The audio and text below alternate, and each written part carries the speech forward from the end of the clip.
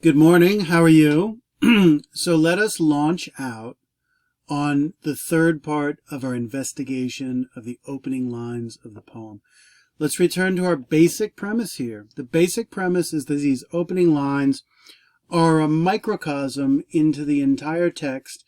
So basically we could take this as a kind of mini version of the entire text and then take the basic concepts and themes illuminated in those opening lines and find them reiterated throughout the entirety of the text. So by entering in through these opening lines, you can really end up investigating almost any aspect of this text in light of the core themes raised there.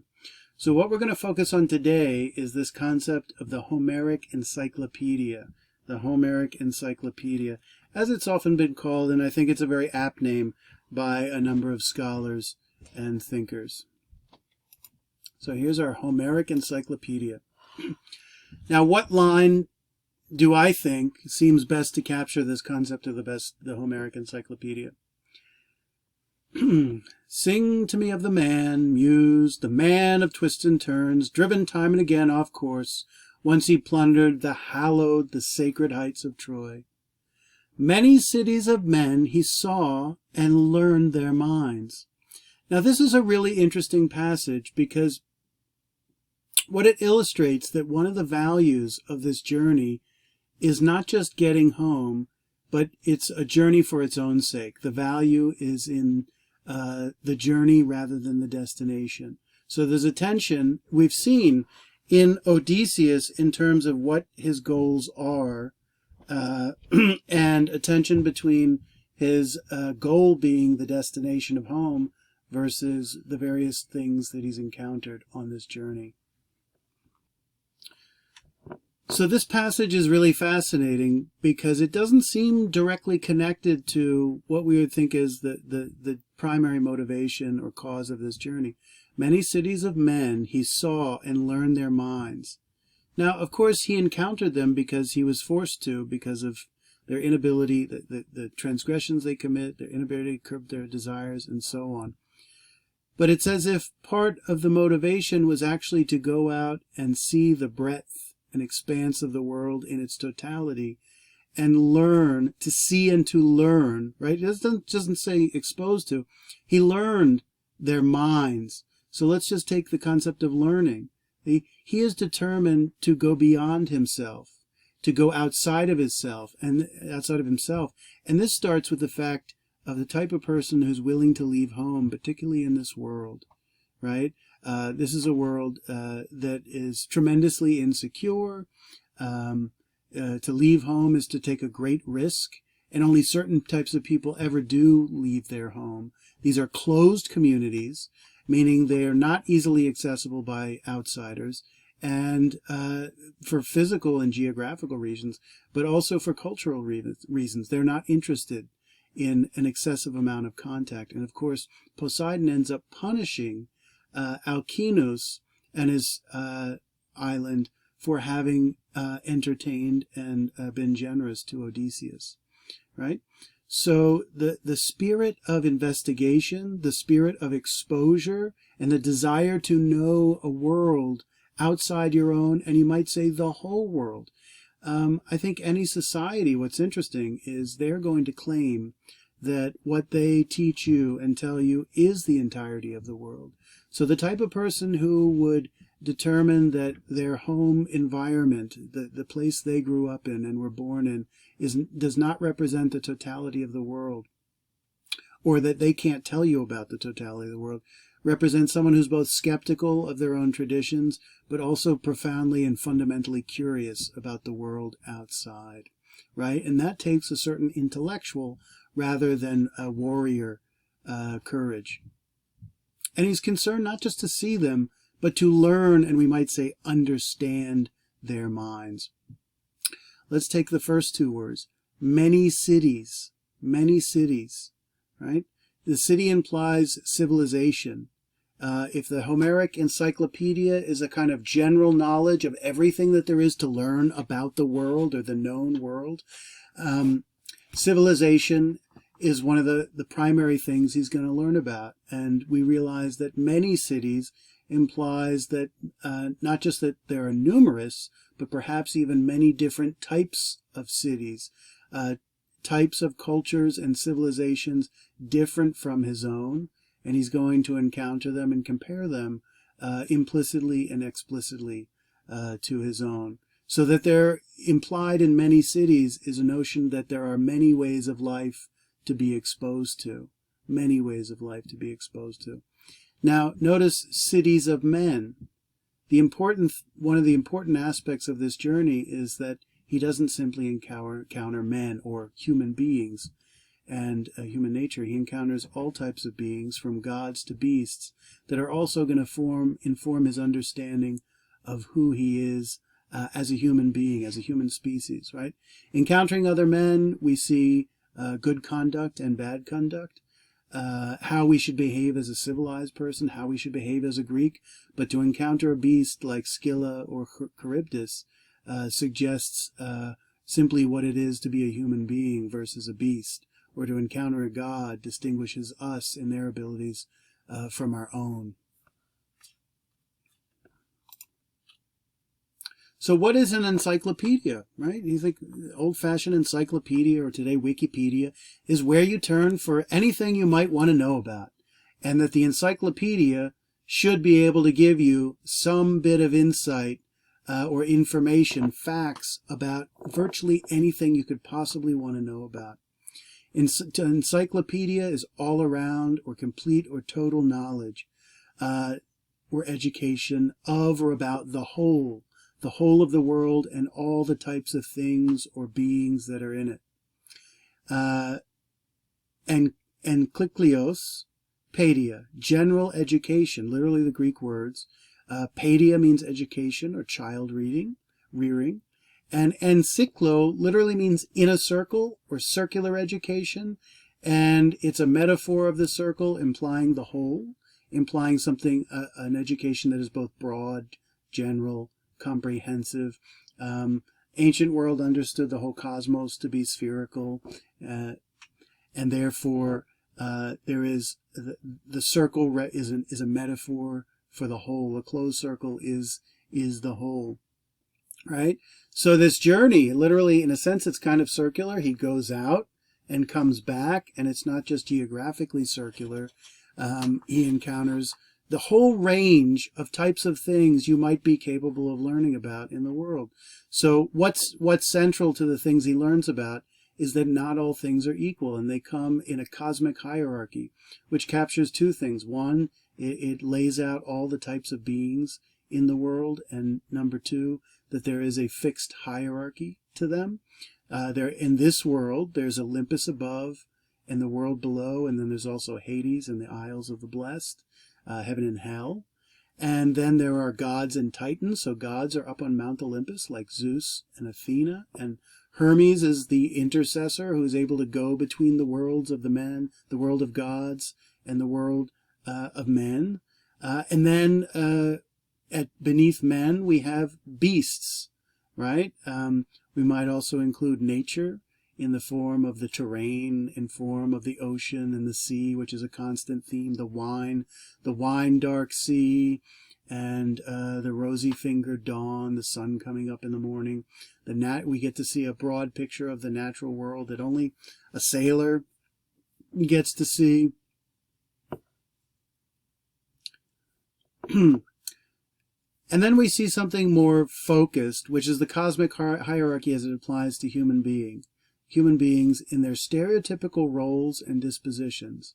We see certain roles of men, so warriors, for example, and kings, certain roles for women as mothers, as domestic housekeepers, as maids. We see men great and small, of great virtue and nobility, and lacking in virtue and nobility. We see men of high rank, and we see men of low rank. And interesting, their nobility does not always accord with their rank. that word nobility applies to people of aristocratic status. But often we see people who are of noble birth, like the suitors, for example, who do not carry themselves nobly. And then, for example, when we see Odysseus return to the island, Ithaca, his home, he meets the swineherd Eumaeus. And this is one of the more humble characters in the text. He's a peasant and he's a servant. He's not quite a slave, and yet he is a man of great noble bearing in his decency. Okay. Why does this encyclopedia matter? Right? I think there's a couple reasons. One is because Homer is presented to the Greeks as a Bible. It depicts who they are, but also the whole world in which they live. Right?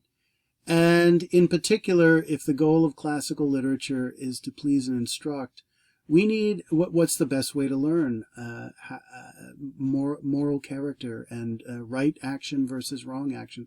The best way is examples, right? Because human beings are imitative, fundamentally. Monkey see, monkey do.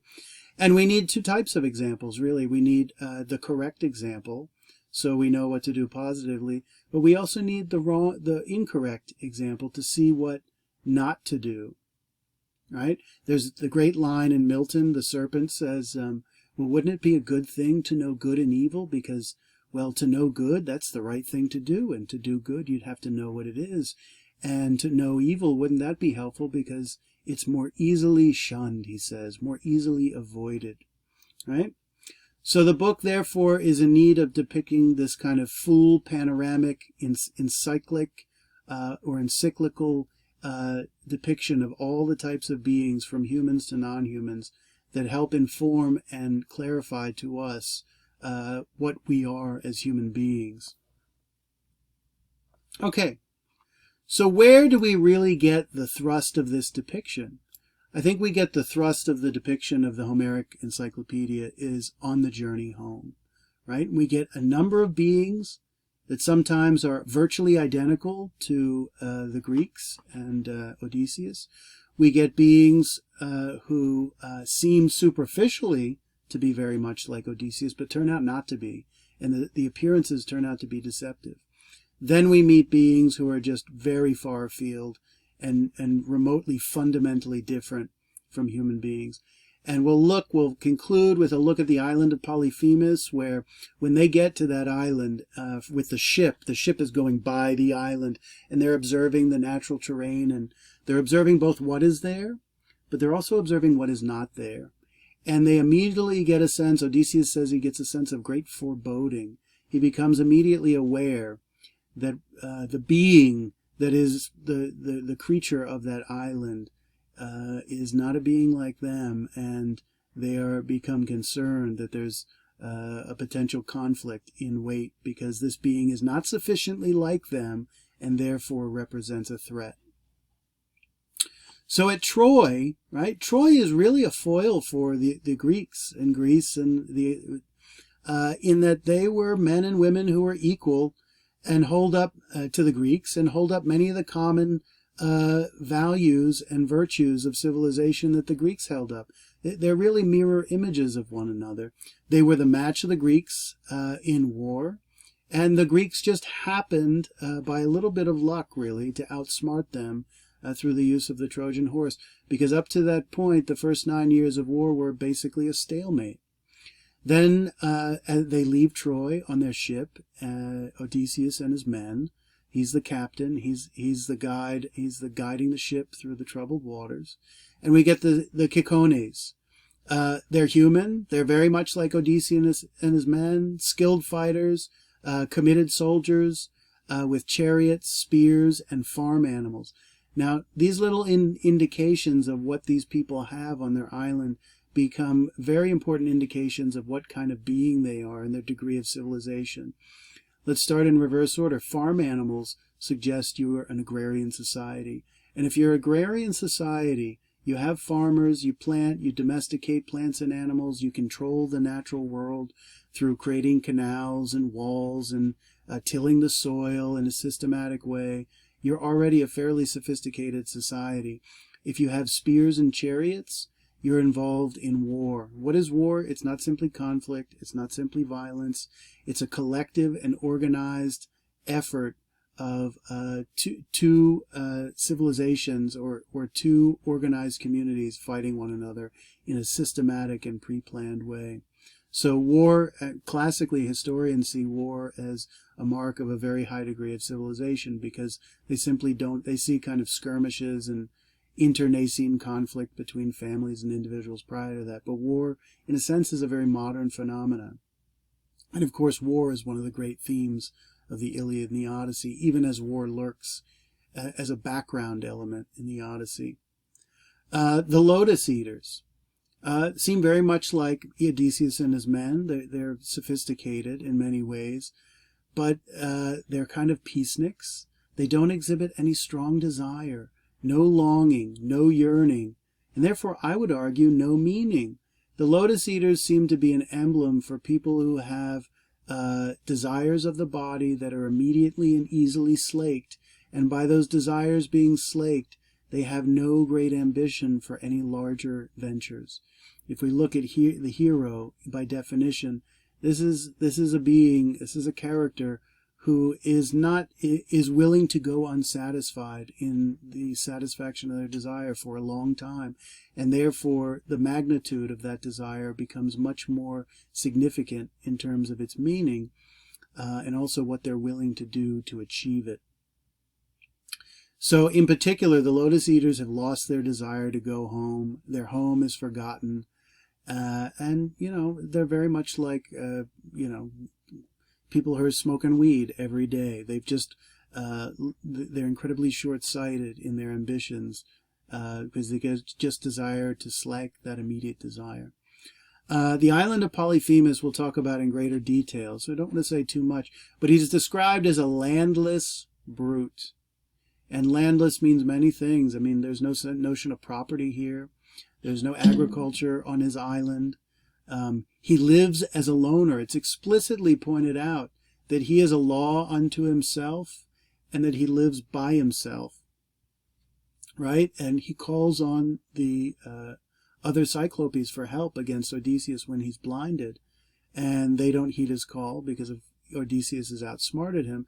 But you notice that he does not live in community, right? And a community would make laws collectively. They wouldn't get one person, or every person in the community would not have the luxury of giving laws to themselves. So if man is by definition a political animal, an animal destined for the city and its ways, then Polyphemus is a being that is a beast that lives outside the city, without society, and the life that comes with it. The island of Aeolia, right? He's a good king. He's a demigod. He seems really larger than life. And I would say he's almost even more, comes across as even more perfect than both Odysseus and Alcinous. He is obviously a good host. He has many children and a successful kingdom. And little observations like he has many children become significant because they demonstrate his flourishing and success in ways that matter in the ancient world. Zeus has made him the master of the winds, and he gives him this magical bag of wind in order to aid them on his home. So clearly he is almost a supernatural being. He seems to be, in the cosmic hierarchy, a notch above Odysseus. And then we get to the land of Telepilos and the Lestrygonians. And this is one of the most interesting encounters on their journey.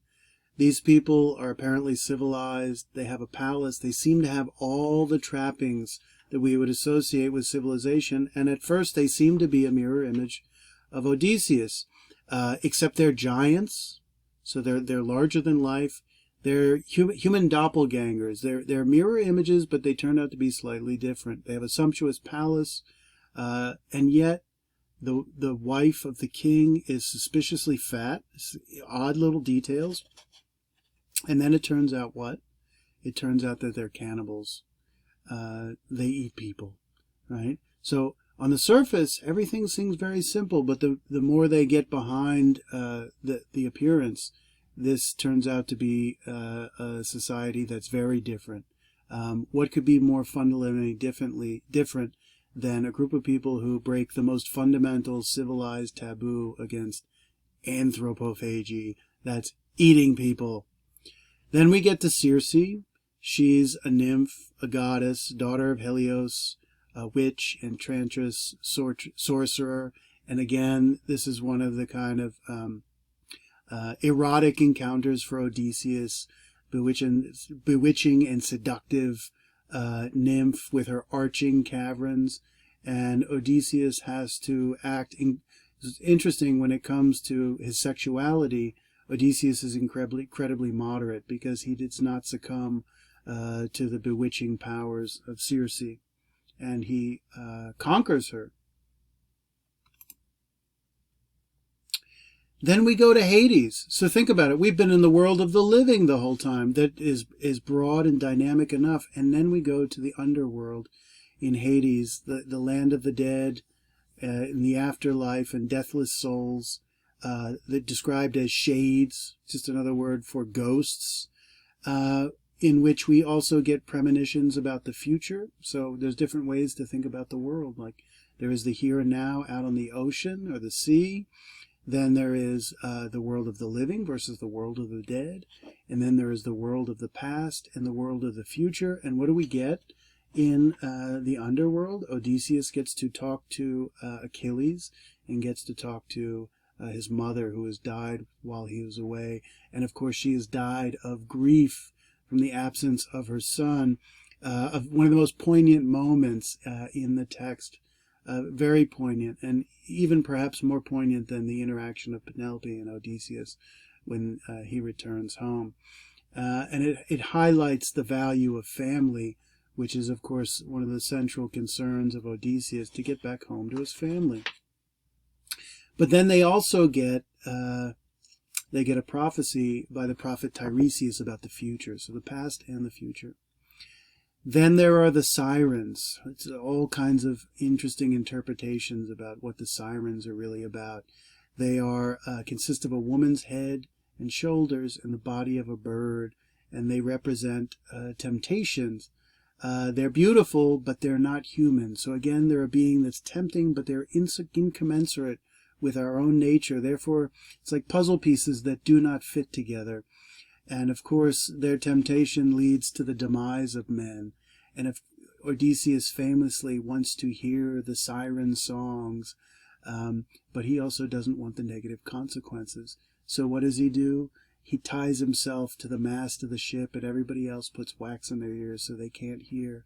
So he has the rational foresight to restrain himself externally in advance, knowing that when anybody hears the siren call, that they do not have the internal self-restraint to control themselves. So in a sense, he does have the self-restraint. He just realizes he has to take what you might say are auxiliary precautions in advance to be able to hear their music without the negative consequences. Then we encounter Scylla and Charybdis, and they are the beastly extreme. Think about Polyphemus for a second. He is a titan and a giant and a kind of a monster, and yet he has speech. And while he isn't fully civilized, he does have some of the basic trappings associated with a quasi-civilized life. But these animals are like impersonal death machines. They exhibit no human connection whatsoever. And it makes it tremendously horrific when the ship is going along by Scylla, and she reaches down with her heads and just gobbles up the men like a little lunch, lickety-split. And it's just, this being is utterly indifferent to the humanity of the travelers on the ship. Think about how Odysseus attempted to plead with Polyphemus. We are strangers who have come from Troy. Zeus looks over us. You must respect us, because Zeus is protecting us. Scylla and Charybdis couldn't give two hoots about what Zeus wants. Then we get to the land of Helios. It's a land of abundance and plenty, with fat animals and sheep. And of course, Helios is the sun god. It's an environment that's perhaps less about learning about who's on that island, knowing the minds of men, and more about learning about themselves, because Odysseus has been given a commandment by Tiresias in Hades that they are not to eat the cattle of the god of the sun, lest they be punished by the gods for it. And his men become very hungry, and they've run out of food, and they've also become very skeptical of Odysseus's leadership and rule as the captain of the ship, and they take matters into their own hands and think that the prohibition he's given them is just to kind of put them in their place and not a legitimate and meaningful prohibition. Then we get to the island of Calypso, and of course we have another nymph who is no mere mortal. She's a divine status. Then we get to King Alkinoos and his island, and we see what I think is exactly what Odysseus's home and palace would look like if he were home and he had returned things to order and stability. Alkinoos is a very good king, but he's a this-worldly person. He's not supernatural in any way. And then we finally get home to Ithaca, knowing the minds of men. Now, Odysseus has been gone for 20 years. He is not the same man who left. And Ithaca is not the same home that he left. And it raises this interesting question is Ithaca still his home in the meaningful sense, as opposed to just the geographical place where he was born? And the answer is kind of yes and no. And he is going to learn about Ithaca in its new condition, and Ithaca is going to learn about him in its new condition. So I'd like to conclude now this look at the Homeric Encyclopedia by touching on Zhenia in the cave of Polyphemus. Here are the core themes that are raised by Zhenia, and I think what's really central for us, well, guest-host friendship. Zhenia is supposed to be something cordial and amiable, and when we look at what transpires on the island of Polyphemus, we see failed Zhenia. It does not succeed, and yet the framework of Zhenia is still spelled out, right? So Odysseus and his men have aspirations of this relationship transpiring. There are a set of customs and conduct that are not lived up to, morals, manners that are not met. There certainly is an exchange, a tit for tat on the island of Polyphemus, but it's not what we would typically expect from Zhenia. And this, you could say, failed instance of Zhenia is going to be really crucial in how it plays out, because it's going to be reiterated when we look at the fate the suitors meet, dare I say too much, as very bad guests of Odysseus's household. So exchange and reciprocity, matters of civilization versus barbarity. In order for Zhenia to work, you need a commensurate degree of civilization, and you need a high degree of civilization. And then the theme of justice, the theme of justice. So we've seen that we are living in a pre-political world. What does that mean? That there are not the established and sophisticated, complex political institutions. What are the primary things political institutions really do? They create laws that are then enforced through force that regulate the behavior of people so people can comfortably coexist with one another.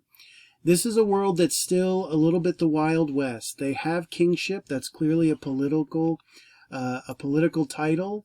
But the status of kingship is not as guaranteed as, say, the United States Constitution. And there are challenges to people's authority, which questions whether they really have the authority to begin with. Enforcing Zhenia, therefore, has to be done, it is the rule of men rather than the rule of law. The people there to interpret, part of saying something like, we live in the world ruled by men rather than law, is that even if there is law, it's still law as interpreted by the participants in the exchange, or as in this case maybe the conflict.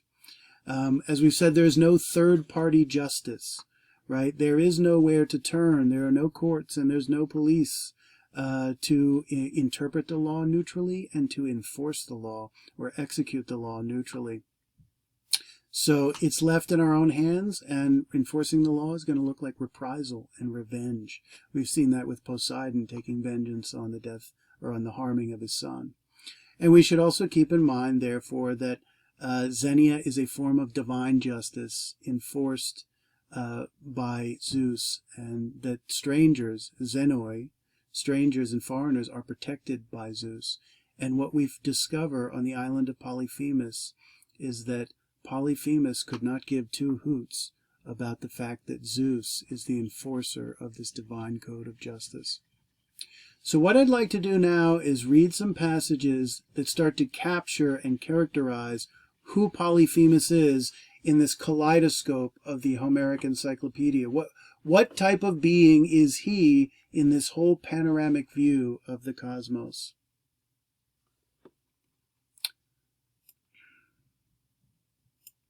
Now, very often, strangers show up, or Odysseus and his men get to an island, and the host says, "Who are you? Where do you come from? What is your name? Who is your father?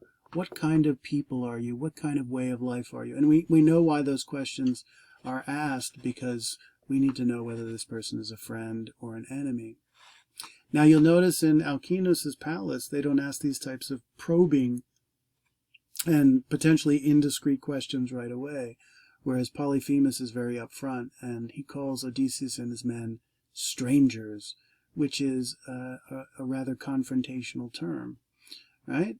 So, but we also have Odysseus's men asking these questions. Odysseus says, I'll go across my own ship and crew and probe the natives living over there. What are they? Notice he doesn't say what kind of human beings are they. He says, what are they? What kind of beings are they? Are they violent, savage, lawless, or friendly to strangers and God-fearing men? We've seen the significance of civilization being connected with piety and religion, fear of the gods. So just before they actually encounter Polyphemus, Odysseus has surveyed the island, and I want to read a bit of description of his surveying of the island. And after this surveying the island, he says, "A sudden foreboding took my writing spirit. I'd soon come up against some giant, clad in power like armor plate, a savage, deaf to justice, and blind to law." Someone fundamentally uncivilized, and a being that seems to live by the motto of might makes right. The principle, you could say the moral principle, is power, right? And this raises interesting questions about what constitutes power. But we're going to see that Zhenia is matter of abiding by principles regardless of whether you have the power to do whatever you want. It is the right thing to do, to follow them. But for some reason, it's something about power, Polyphemus feels he's not obliged to follow this code of conduct of Zhenia. But of course, the island of Polyphemus gives us a great kind of panoramic view, this one iteration in the Encyclopedia of ways of life. So let's look at them landing or getting near the island, and the way it's described and what it tells us about the type of being that he then has this foreboding for. Odysseus narrates, "From there we sailed on, our spirits now at a low ebb, and reached the land of the high and mighty Cyclops, lawless brutes, who trust so to the everlasting gods, they never plant with their own hands or plough the soil. Unsown, unploughed, the earth teems with all they need, wheat, barley, and vines, swelled by the rains of Zeus to yield a big, full-bodied wine from clustered grapes. They have no meeting place for council, no laws either. No, up on the mountain peaks, they live in arching caverns, each a law to himself, ruling his wives and his children, not a care in the world for his neighbors." So what is this an image of? This is an image of pre-civilized society. even kind of more simplistic than village society. The only thing that exists here is the family as the social unit. There's no larger social unit in existence, and therefore each is a law to himself. He is the patriarch of the household who makes the rules for his family, and there is no one above him, no political entity that makes the rules for him. Unsown and unplowed. No laws, no meeting place for council. There's no assembly to make laws, because each makes a law as he sees fit. There's no agriculture, and with agriculture comes civilization. The two historically go hand in hand. Talk about the agricultural revolution is really the urban revolution simultaneously. But notice the land he lives on. It is pristine. It's a kind of Edenic bounty. It's fruitful and it's multiplying, to use the language of Genesis and the King James Version of the Bible. It's a land of plenty. He doesn't have to wrest his bread from the sweat of his brow, right? The nature provides for him, and all he has to do is take those resources. Odysseus continues in his almost sociological explanation of this island. He says, no flocks browse, no plowlands roll with wheat, unplowed, unsown forever, empty of mankind. Now you can wonder where this foreboding came from. Empty of mankind. The island just feeds droves of bleating goats. For the Cyclops have no ships with crimson prows, no shipwrights there to build them good trimmed craft that could sail them out to foreign ports of call, as most men risk the seas to trade with other men. So this land, since it doesn't have civilization, it doesn't have the commodious elements of society like the arts and sciences. Shipbuilding and agriculture may seem minor to us, but they're an indication of the core arts, the crafts necessary to build civil society, the foundation of it. It doesn't have ships. What do ships do? They allow you to go out and trade. Of course, that's a level of economic sophistication. Of course, he doesn't need to trade because he's got everything there. But trade is also the way you get exposed to foreign lands and the minds of other men, and you bring them back to your society, if you're a sufficiently open society, as 5th century Athens was. It says, such artisans would have made this island too a decent place to live. No mean spot. It could bear you any crop you like in season. Right? So this is very amusing. When Odysseus gets to this island, he only sees it from purely human terms and human aspirations.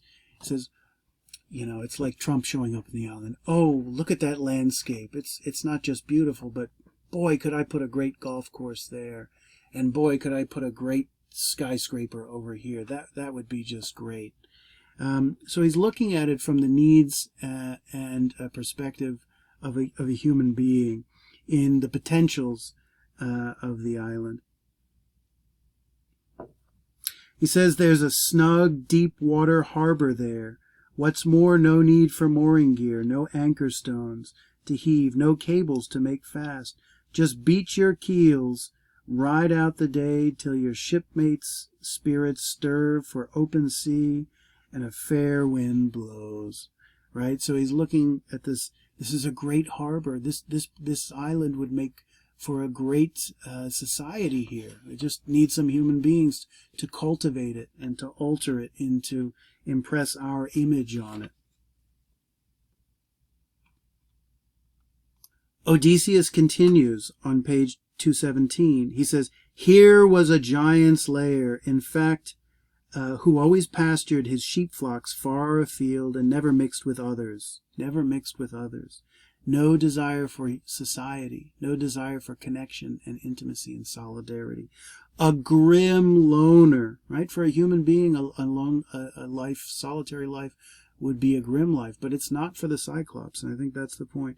Dead set in his own lawless ways. Here was a piece of work, by God, a monster, built like no mortal who ever supped on bread. If you sup on bread, you're a farmer. No, like a shaggy peak, I'll say, a man mountain rearing head and shoulders above the world. Of course, he's huge. He's disproportionate. We're not commensurate with his being. And this lovely line, by God, a monster, because he's simultaneously a god and a beast. But he skips the human realm altogether, it seems, although he has speech, interestingly enough. He is a semi-divine being, he's a titan, and yet at the same time he's a beast. So it's an unusual and odd combination. So Odysseus and his comrades enter the den, the cave of Polyphemus, and are there to gather foodstuffs and the like. But of course Odysseus is curious and wants to stay around. He wants to see the beast. They come into this cave with this massive stone door that's much larger than them. Everything is on a scale larger than them, and they become incredibly fascinated. Of course, perhaps Odysseus should be thinking about the fact that this is a creature who's going to be physically superior to them. And it's encountering all these elements in which he says this passage presented here, this sudden foreboding, this dread, concern about what he might encounter. And what happens? He finally encounters Polyphemus when he comes back. And when Polyphemus becomes aware of Odysseus and his men, well, he acts like a perfect host, does he not? Not quite, just the opposite. The first thing he calls them is strangers, right? Not the most endearing term. He says, strangers, he thundered out. Now who are you? Where did you sail from? Over the running seas? Out on a trading spree, or roving the waves like pirates? Sea wolves raiding at will, who risk their lives to plunder other men. Well, what's the opening lines of the poem? We plundered the hallowed heights of Troy. Plunder is to steal, right? To raid, to pillage. Are they traders or are they pirates? Well, quite frankly, they're acting like pirates. The hearts inside us shook, terrified by his rumbling voice. Now remember, he's so big, it's like the base of his voice is literally shaking their bodies, right? There's a wonderful visual and sensual effects on display here. Nevertheless, I found the nerve to answer firmly, Odysseus says. He says to Polyphemus, we are men of Achaea, who are bound now from Troy, driven off far course by the warring winds, over the vast gulf of the sea, battling home on a strange tack, strange indeed, tack as direction or course, a route that's off the map. See, they've discovered things that aren't even on the map. And so we've come to you. So it must please King Zeus's plodding heart. We're glad to say we're men of Atrides Agamemnon, whose fame is the proudest thing on earth these days. So great a city he sacked, such multitudes he killed. But since we've chanced on you, we're at your knees in hopes of a warm welcome, even a guest gift, the sort that hosts give strangers. That's the custom. Respect the gods, my friend. We're suppliants at your mercy. Zeus of the strangers guards all guests, including us, and suppliants. Strangers are sacred. Zeus will avenge their rights. So there's two very amusing things Odysseus does in this passage. Polyphemus has come out in this very crude way. Strangers, who are you? It's like almost the giant fee-fi-fo-fum, right? And Odysseus says, we are the great men of Greece who have come from Troy, who have conquered, and our exploits are known far and wide. And shortly you must have heard of us because we are famous, right? And I think you wonder, like, does Odysseus really believe that Polyphemus has any concern for the fame and celebrity of Odysseus and his men? I think Odysseus is already, by the response of Polyphemus to the presence of Odysseus and his men, I think it's pretty clear that Odysseus knows that he is not going to be respected as a hero who came from Troy, nor is Polyphemus going to care that Zeus protects them. Zeus of the strangers protects them. But he goes through a litany of things that should compel the normal host to be much more respectful than Polyphemus is. And we'll see just how respectful Polyphemus is here.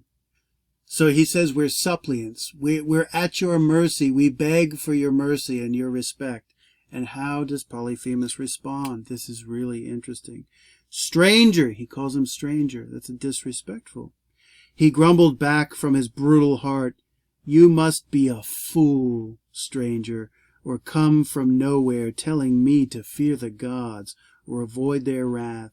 We Cyclops never blink at Zeus and Zeus's shield of storm and thunder or any blessed god. We've got more force by far. I'd spare you in fear of Zeus's hatred. You or your comrades here, unless I had the urge. But tell me, where did you moor your sturdy ship when you arrived? Up the coast or close in? I'd just like to know. So think about it. Why does Polyphemus not respect the code of Zhenia that is enforced by Zeus or Zeus of the strangers? Because he's a Titan himself. He doesn't have to play by the rules of Zeus, and because of his power, right? In political philosophy, one basic principle is if you have two parties, if you really want to get them to truly follow the rules in any meaningful sense, they both have to be under compulsion to follow those rules. But if one has all the power and the other is weak, what obligation does the powerful have to abide by the rules that would benefit the weak, when the powerful, by definition, can do whatever they want? And what's the tendency of human beings when they have the power? It's to do whatever they want, to use their power to satisfy their desires. So he has no regard for Zeus because of his power. But this raises an interesting question. How are we going to define power? Power, on one hand, in the broadest sense, is the capacity to fulfill your goals and desires, the ability to do it. But then one realizes power comes in many forms. What is the power of Polyphemus? Well, that's pretty obvious. He's big and he's strong, and he looks at Odysseus's men and he sees they're small, they're puny and not as strong as he is, and therefore physically, in terms of their brawn, they are no match for him. So this seems to be why he completely disregards the rule of Zhenia. But the only thing he's overlooked is that Odysseus has brawn, but he also has wits and brains. And given that he has a deficiency of brawn in this circumstance against this foe, he's going to make up for that deficiency with his brains, and it's going to turn out that in fact he is more powerful than Polyphemus in his ability to compensate with his brain. So look at this. Think about the questions that people ask in Zhenia. But tell me, where did you moor your sturdy ship when you arrived? Up the coast or close in? I'd just like to know. Why is he asking this question? What does it matter to him? In a sense, he might be asking, how did you get here? Do you even have a ship? But what's his motive? Well, it seems like there's a bunch of men in my cave, and what does he do shortly? He kills them and he eats them, right? What's on the ship? There's more men. That sounds like a meal to me, right? And notice, this is really interesting, and this shows Odysseus' intellect.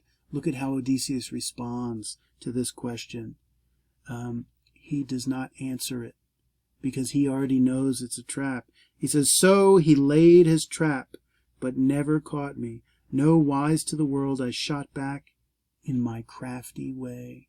So this exhibits something about Odysseus as a hero, that he can compensate here with his wits, his craft, his ingenuity, his cunning. He says, and what does he do? I mean, in effect, Polyphemus has lied to him. He's not really concerned about his ship. He's already indicated surreptitiously that his goal is to destroy his ship and his men. And of course, Odysseus can't let that happen. So Odysseus returns one bad deed of Polyphemus. He's being a very bad guest here with another bad deed. And he's going to lie to Polyphemus. He says, my ship? Poseidon, god of the earthquake, smashed my ship. He drove it against the rocks at your island's far cape. He dashed it against a cliff as the winds rode us, and I and the men you see escaped a sudden death. So he responds to Polyphemus's rude question with a lie, which actually seems to be an appropriate response, given that Polyphemus has violated the code of Zhenia. And then, this is the real kicker, notice how Polyphemus responds to Odysseus's answer. You would think speech would be returned with more speech, but not here. And this is really crucial of indicating what kind of being that Polyphemus is. Not a word in reply to that. The ruthless brute, lurching up, he lunged out with his hands toward my men, and snatching two at once, rapping them on the ground, he knocked them dead, like puppies, and their brains gushed all over, soaked the floor, and ripping them limb from limb to fix his meal, he bolted them down like a mountain lion, left no scrap, devouring entrails, flesh and bones, marrow and all. We flung our arms to Zeus, we wept and cried aloud, looking at his grisly work, paralyzed, appalled. Why are they appalled? Because this is not the behavior. This is not the expectation. But once the Cyclops had stuffed his enormous gut with human flesh, washing it down with raw milk, he slept in his cave and stretched out along his flocks. And I, with my fighting heart, I thought at first to steal up to him and draw the sharp sword at my hip and stab him in the chest where the midriff packs the liver. I groped for the fatal spot, but a fresh thought held me back. What did he just do?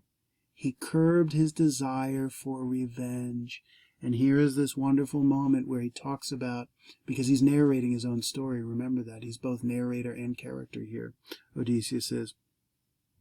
He's talking about the thoughts that were running through his head at the time he was doing this, but a fresh thought, his reason held back his desire to both for survival and also for revenge. So notice this vivid description of the animals being treated like puppies, and I think that gives you a sense of the scale of Odysseus' men relative to the Cyclops, because everything is kind of out of proportion here. But look at his response. He doesn't speak to the men. He eats them.